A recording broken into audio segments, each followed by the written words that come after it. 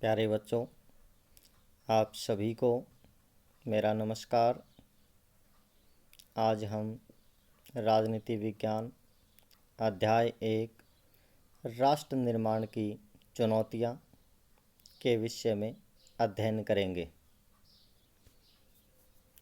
जैसा कि आप सभी को पता है, भारत 15 अगस्त 1947 को लंबे संघर्ष व बलिदान के फलस्वरूप स्वतंत्र हुआ। इसी समय पंडित जवाहरलाल नेहरू ने भारतीय जनता को संबोधित करते हुए एक भाषण दिया, जिसे भाग्यवधू से चिर प्रतीक्षित भेंट यानी ट्रस्ट विद डेस्टिनी के नाम से जाना जाता है। इस भाषण के माध्यम से उन्होंने विश्व के समक्ष भारत को स्वतंत्र राष्ट्र के रूप में जागने के लिए प्रेरित किया। स्वतंत्र भारत का जन्म विषम परिस्थितियों में बंटवारे के साथ हुआ। यह समय भारत में अभूतपूर्व हिंसा और विस्थापन की त्रासदी का समय था। इन्हीं विषम परिस्थितियों में भारत को अपने बहुविध लक्ष्यों को हासिल करने की यात्रा शुरू करनी थी। संविधान सभा के विशेष सत्र में सभी सदस्यों में कुछ बातों को लेकर के सर्वसहमति थी। जैसे स्वतंत्रता के बाद भारत का शासन लोकतांत्रिक मूल्यों के अनुसार चलाया जाएगा। सरकार जन कल्याण के उद्देश्य से कार्य करेगी। शासन में गरीब, वंचित और कमज़ोर वर्गों का विशेष ध्यान रखा जाएगा। अब हम बात करते हैं कि राष्ट्र निर्माण संबंधी पंडित नेहरू का क्या दृष्टिकोण रहा। स्वतंत्रता प्राप्ति के बाद पंडित नेहरू देश की प्रथम अंतरिम सरकार के प्रधानमंत्री बने और इस समय उन्हें दो प्रकार के कार्य करने थे। पहला, देश का शासन संचालित करना। दूसरा, देश के लिए नए संविधान का निर्माण करना। जहाँ तक पंडित नेहरू के दृष्टिकोण की बात की जाए तो उनका यह दृष्टिकोण उनके भाषण में परिलक्षित होता है, जिसमें उन्होंने भारत के सर्वांगीण विकास के लिए रूपरेखा प्रस्तुत की, जिसके कारण उन्हें आधुनिक भारत के निर्माता के रूप में भी जाना जाता है। राष्ट्र निर्माण में उनके योगदान को कुछ बिंदुओं के माध्यम से हम यहाँ जानने का प्रयास करेंगे। नंबर 1, भारतीय इतिहास की तर्कसंगत व्याख्या। पंडित नेहरू के इतिहास के प्रति दृष्टिकोण की झलक उनकी प्रसिद्ध पुस्तकों glimpses of world history, discovery of India व उनकी आत्मकथा में मिलती है, जिसमें उन्होंने भारतीय इतिहास की तर्कसंगत व्याख्या की है।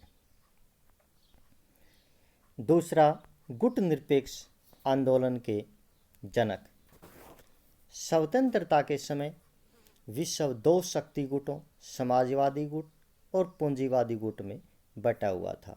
ऐसे में पंडित नेहरू ने गुट निरपेक्षता की नीति अपनाई, जो बाद में आगे चलकर मिस्र के राष्ट्रपति कर्नल नासिर, यूगोस्लाविया के मार्शल टिटो के सहयोग से आंदोलन में परिवर्तित हो गई। इस नीति के माध्यम से उन्होंने न केवल एशिया व अफ्रीका के नव स्वतंत्र देशों को इन शक्ति गुटों में शामिल होने से बचाया, बल्कि दोनों गुटों में तनाव व टकराव को रोकने में भी महत्वपूर्ण भूमिका निभाई। तीसरा, धर्मनिरपेक्ष राज्य। पंडित नेहरू की भारतीय इतिहास के बारे में सूक्ष्म जानकारी होने के कारण वह भारत को एक धर्मनिरपेक्ष राज्य बनाना चाहते थे। धर्मनिरपेक्ष राज्य जहां सभी धर्मों को बराबर का दर्जा दिया जाए। उनका मानना था कि भारत के सर्वांगीण विकास के लिए किसी एक धर्म का नहीं बल्कि सभी धर्मों का सक्रिय सहयोग आवश्यक है। अगला, मिश्रित अर्थव्यवस्था। स्वतंत्रता के समय विश्व में पूंजीवादी व समाजवादी दो अर्थव्यवस्थाएं प्रचलित थी, परंतु भारत अपने सर्वांगीण विकास के लिए दोनों ही अर्थव्यवस्थाओं से सक्रिय सहयोग प्राप्त करना चाहता था। अतः भारत ने समाजवाद व पूंजीवाद दोनों के मिश्रित मॉडल को अपनाया, जिसके तहत बड़े बड़े उद्योगों का राष्ट्रीयकरण किया गया व छोटे व निजी क्षेत्र को भी प्रोत्साहित किया गया। अगला, पंचशील का सिद्धांत अपनाया। पंडित नेहरू विश्व शांति के समर्थक थे। उन्होंने पंचशील के सिद्धांत को अंतर्राष्ट्रीय राजनीति में आदर्श आचार संहिता के रूप में प्रस्तुत किया। इस पर उन्होंने चीन के प्रधानमंत्री चाउ एन लाई के साथ 29 अप्रैल 1954 को हस्ताक्षर किए और इनको अंतर्राष्ट्रीय क्षेत्र में भी लागू करने का प्रयास किया। इन 5 सिद्धांतों को ही पंचशील का सिद्धांत कहा जाता है, जिनमें नंबर 1, एक दूसरे की क्षेत्रीय अखंडता और प्रभुसत्ता का सम्मान करना, एक दूसरे पर आक्रमण न करना, एक दूसरे के आंतरिक कार्यों में हस्तक्षेप न करना, समानता और परस्पर लाभ, शांतिमय सह अस्तित्व। अगला, लोकतांत्रिक समाजवाद। पंडित नेहरू ने पूंजीवादी व समाजवादी व्यवस्थाओं के गुणों को मिलाकर भारतीय परिस्थितियों के अनुकूल एक नए मॉडल लोकतांत्रिक समाजवाद को अपना लक्ष्य बनाया। वह इसके माध्यम से सभी नागरिकों को समानता, स्वतंत्रता और न्याय प्रदान करते हुए भारत को एक कल्याणकारी राज्य बनाना चाहते थे। अगला, संसदीय शासन प्रणाली। पंडित नेहरू की लोकतंत्र में गहरी आस्था ने उन्हें ब्रिटिश संसदीय शासन प्रणाली को भारत में लागू करने के लिए प्रेरित किया। इसके माध्यम से उन्होंने भारत में सार्वभौमिक वैश्विक मताधिकार को भी लागू किया, जिससे गरीब, निर्धन व पिछड़ी जनता को शासन का हिस्सा बनाया जा सके। भारतीय समस्याओं के प्रति वैज्ञानिक दृष्टिकोण। पंडित नेहरू व्यवहारवादी होने के कारण भारत की प्रत्येक समस्या, चाहे वो राजनीतिक हो, सामाजिक हो, आर्थिक हो, सांस्कृतिक हो, उनके समाधान के लिए वैज्ञानिक दृष्टिकोण से सोचते थे। डॉक्टर बीपी वर्मा ने कहा है कि नेहरू के वैज्ञानिक दृष्टिकोण ने उन्हें आधुनिकता का समर्थक बना दिया था।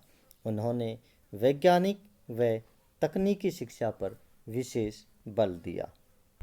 निशस्त्रीकरण तथा विश्व शांति के लिए योगदान। पंडित नेहरू का मानना था कि विश्व में शांति व सुरक्षा कायम रखने के लिए शस्त्र नियंत्रण व निशस्त्रीकरण का होना आवश्यक है। उन्होंने विश्व शांति के लिए अंतर्राष्ट्रीय स्तर पर किए जा रहे सभी प्रयासों का समर्थन किया। राष्ट्र निर्माण की चुनौतियाँ। राष्ट्र निर्माण की चुनौतियों की यदि बात की जाए तो स्वतंत्रता के समय मुख्य तौर पर भारत के सामने 3 चुनौतियाँ थीं। जिनका विवरण इस प्रकार है। पहली और तत्कालिक चुनौती, देश की एकता व अखंडता को अक्षुण्ण बनाए रखना, क्योंकि भारतीय समाज विविधताओं से भरा हुआ था और उनको एकता के सूत्र में बांधने की प्रमुख चुनौती थी। भारत क्षेत्र के आधार पर, आकार, धर्म, भाषा व संस्कृति के आधार पर विविधताओं से भरा हुआ था। ऐसे में संपूर्ण देश को एकता के सूत्र में बांधे रखना कठिनाई का कार्य था, यानी महत्वपूर्ण चुनौती का कार्य था। दूसरा, लोकतंत्र को कायम करने की चुनौती, क्योंकि स्वतंत्रता आंदोलन के समय से ही भारत में लोकतंत्र को कायम करने पर राष्ट्रीय नेताओं की सर्वसहमति थी। तो स्वतंत्रता के उपरांत भारत में संसदीय शासन प्रणाली पर आधारित प्रतिनिधिमूलक लोकतंत्र को अपनाया, जिसमें सार्वभौमिक वैश्विक मताधिकार दिया गया, जिससे यह तो सुनिश्चित हो गया कि राजनीतिक मुकाबले लोकतांत्रिक ढांचे के अंतर्गत होंगे, परंतु लोकतांत्रिक संविधान के साथ साथ उसको व्यवहार में लाना भी आवश्यक था। तीसरी, विकास की चुनौती। स्वतंत्रता के उपरांत भारतीय संविधान में ये स्पष्ट कर दिया गया था कि बिना किसी भेदभाव के समानता के आधार पर विकास का लाभ पूरे समाज को पहुंचाया जाएगा। सामाजिक रूप से वंचित तथा धार्मिक, सांस्कृतिक व अल्पसंख्यक समुदायों को भी विशेष सुरक्षा दी जाएगी। संविधान में जन कल्याण हेतु राज्य नीति के निर्देशक सिद्धांतों को भी रखा गया, ताकि सरकार कोई भी नीति और कार्यक्रम बनाते समय इन नीति निर्देशक सिद्धांतों को ध्यान में रखे।